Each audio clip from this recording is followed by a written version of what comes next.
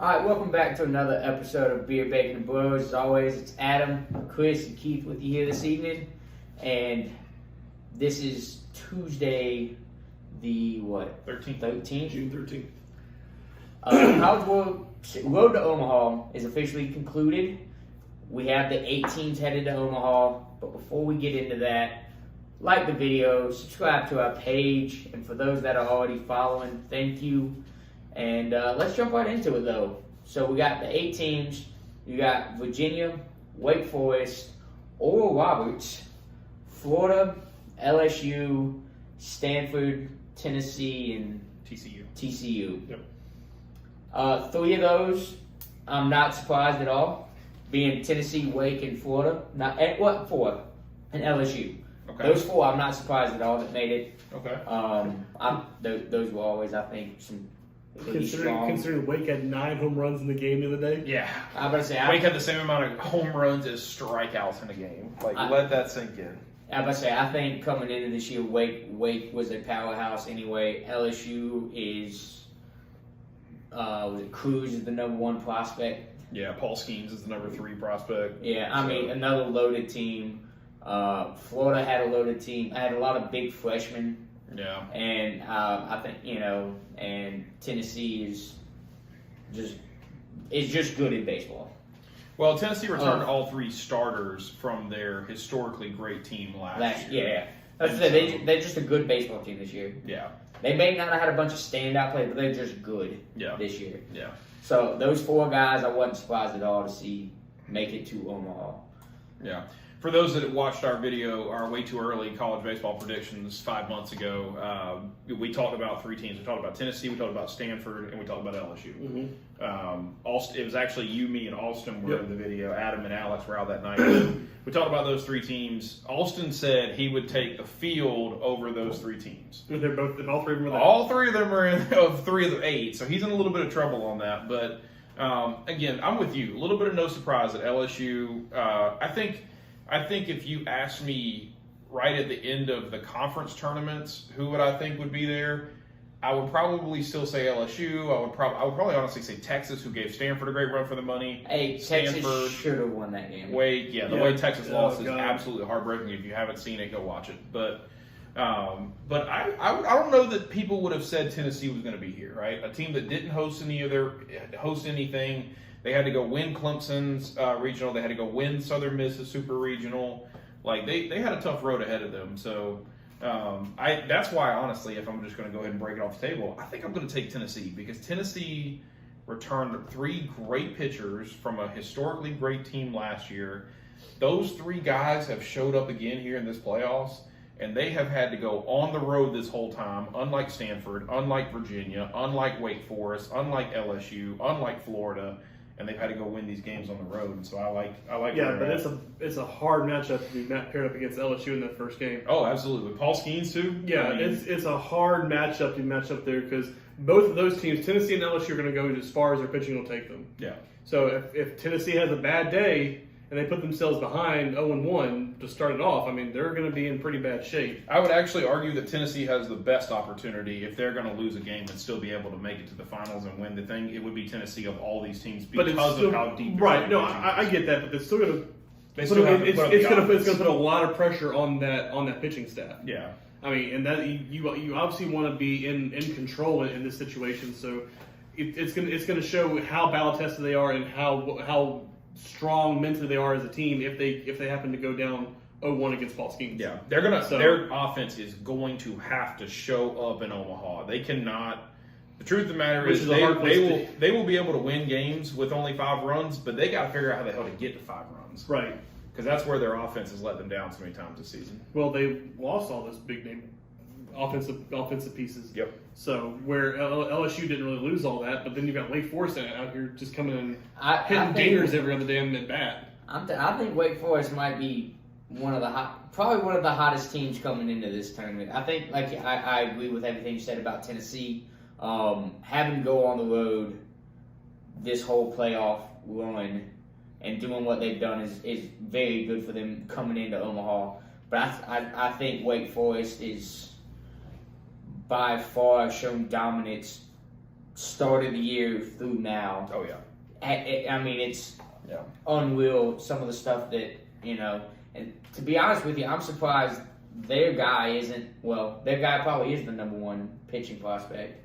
Paul Skeens is the number one pitching prospect at LSU. Wait, okay. Just because he's the one throwing 102-mile-an-hour sinkers. Good luck. I can't remember the kid's name out of Wake Forest now, but the long-haired one that is their ace is seeing him pitch the other day was wild against Alabama.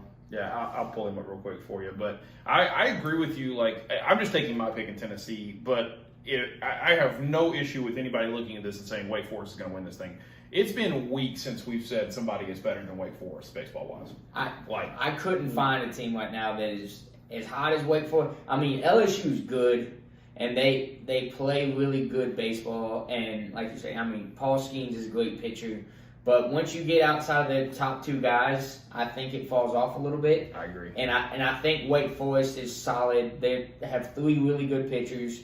They have a good 15-0 with a 1.92 ERA. They have a really good bullpen. They are just, I think, a more complete team, top to bottom here.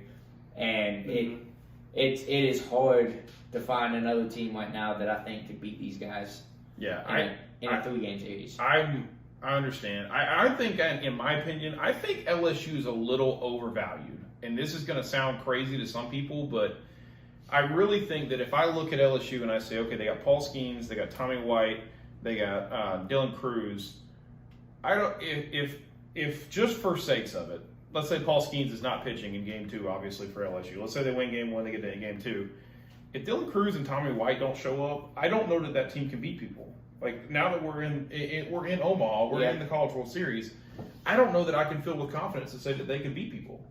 And that's where I think LSU might have 3 of the top 7 players in all of college baseball on their team. But this is still baseball. It's still such a team sport. I don't know that I sit around and can say, without a doubt, LSU's got enough to get there and win it. Well, and you look at Wake Forest. I mean, go back down to their bullpen. There's an interesting stat there. You got 2 guys with a 0 ERA.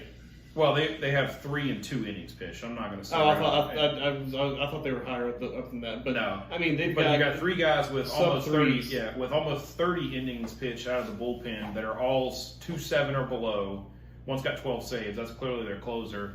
And then you look at their starters. I mean, they have 4 guys that have basically started the whole season. Yeah, Brett Lauder's the guy you're talking about. Yeah, that's it. Yep. 15-0 with a 1.92 ERA with 131 strikeouts. Yeah, in 100 innings. Yeah. So, I mean, just with the way they've been playing and the momentum they have, I mean, I think it's hard to bet against Wake Forest at this point.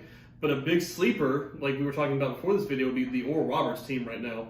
I mean, Oral Roberts has come in and surprised a bunch of people, and they got the kid that's on, what you said, 46 game hitting streak right now. Yeah, I mean, he kept it alive the other night by hitting a homer to dead center. Yeah, he's batting 420. Kid can hit the ball. Yeah, 420. I mean, 11 bombs, 67 RBIs, 175 total bases. So he's slugging 680. He's definitely a contact guy. We got to talk about his on-base percentage, because having a 480 on-base percentage with a 420 batting average. No, I know. Not that good. Not the greatest. Not that good. Strikes out. But when he connects, he connects. Yeah. So and, I mean, they got a guy with 18 homers too, batting 322, and Matt Hogan. So you look at this Oral Roberts team. They're pretty solid. And there's something to say about a team that's playing with house money too, though. Oh, absolutely. Like they don't have the pressure of a Wake or an LSU that feels they came in as a national powerhouse. Even Florida, yeah, they came in as a national powerhouse. That you have to go win, or this is a disappointment, dude. They're in Omaha. They're on cloud 9 right now, man. Yeah. They're somewhere they probably never thought they'd be. Exactly. I think if you're talking about teams with the most pop, though, I think Florida might be the team with the most pop out there. Langford. I wanted to call him Shohei Ohtani, but Jack Caglione. I think if you want to look at a team that has top, but I think that's their issue. Like, they kind of have to live and die by the long ball. I think. Yeah, that was proven in the games against Carolina. I mean, they beat Carolina 2 straight games, but they didn't hit very well. Carolina just didn't hit. Like, their offense really didn't show up. It was their pitching and Carolina holding their offense to minimum runs. We just couldn't perform. Yeah, I think for Florida, there's such a bomb or bust mentality with that team. Tennessee last year. Like Tennessee last year. Yeah. It was either gone or it was an out. Yeah, and so I think you really, really have to keep an eye on, for Florida, they're going to have to be able to hit homers in which it's hard to do that in Omaha. Yeah, and I want. Well, at least it was at the Blatt. I don't know if it's gotten any better here, but at the Blatt, it was extremely hard to hit a home run. It's actually been easy. It ended up being easier at the Blatt than it was here right now. It's still, they've made some changes to it, but it's still a hard place. A hard place to hit a home run. So I would just be, to be honest with you, I'd be very surprised if we look at Florida winning this thing. I don't know that type of team has historically had success in Omaha. Well, they usually choke when they get to Omaha too. So the teams that are living by the long ball, like if Carolina would have made it here, I don't think we would have done well either, because I think our guys were living or dying by the long ball. Yeah, certainly. Well, yeah. So so it's the teams that I think that can come up with clutch hits, base hits, or either get on base via walks, hit by whatever it is, bunts. If you can put runners on base, that's what's going to win you the game. I guess that's of course the memo in every baseball game. But in score the most runs, you're going to win. But in Omaha, especially, like you got to be able to if you have a guy on in second, with one out, you've got to be able to put the ball in play and move him over. You have to, be able to hit it to the guy. You don't have to worry about hitting it 480 feet dead. So, don't worry about that. Just put the ball in play and make the other team make something happen. Exactly. You got to be able to have timely hitting, I think, to win Omaha. If you look at Stanford, Virginia, TCU, do you give any of those three teams any chance, honestly? Stanford's not a bad team. I don't know if I'd give them the edge, but out of those three, I like Stanford the most out of those three teams. I don't know. I think TCU has the ability to be streaky, and they might be on one of those right now. Coming out of that super with the guy had 11 RBIs in a game. Yeah. So, if you can just hit the ball, put it in play, good things happen typically. Yeah. So, I think I would go against you a little bit. I think I'd go Virginia. There's something about this Virginia team. Just 2 years removed from a College World Series run where they had to come through Columbia, South Carolina, actually. So we got to see them quite a bit. But that team just seems like it's clicking on all gears right now. Granted, they could go to Omaha and lose the first two games, and I wouldn't be surprised, right? It can turn on and turn off like that sometimes. But I think that's the funny thing. Especially getting out there to the prime time like that. Yeah, it's just tough. I think I hate to say it, but I think in my opinion the three best college baseball teams are all on one side of Omaha's bracket right now with Wake Forest, LSU, and Tennessee. But it would be hard for me to see somebody on that Florida, Virginia, or Roberts TCU side that is going to be able to beat any of those three teams if they get to the finals with it. Yeah. Whoever comes out of this, like I said, I think Wake Forest. Again, that's my pick. I think Wake Forest not walks away with it, but I do. They do win. For it. They'll be playing in the finals. I think they do win. I don't think it'll be like they swept everybody to the final. I don't think it's going to be that. It's like the Carolina of 2010? Yeah. 2011. Well, both. They didn't lose. Yeah, they did. They lost the first game of Omaha in 2010.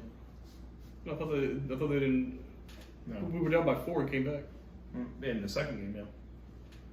I'll look it up for you in just a second. But yeah, anyway, I don't see Wake Forest maybe doing that, but I do think that they're like, we're gonna play our ball and we'll see whoever's in the finals. Yeah. Or Roberts over under 1 win in Omaha. Over under 1 win? You're taking all right. Sorry, half a win, I guess. So do they win a game in Omaha? I give them 1. I give them the win. I I'll give them a win. I'll give them. I think they lose to TCU, but I give them the win against whoever they face in the lose bracket. Knock Ford out. Virginia, or yeah. Yeah, it would be Virginia. So these two four, are together and these four together. So I give them. Oh, I would beat Virginia. I can see it. Yeah, I like it. So, all right, hit us in the comment. Wait, you didn't pick who's your winner. I'll go Wake Forest. Wake Forest. All right, so Wake, Tennessee, Wake. Yep. All right, cool. Hit us in the comments. Let us know who your winner is of the 2023 College World Series. And as always, we appreciate you. Like, comment, subscribe.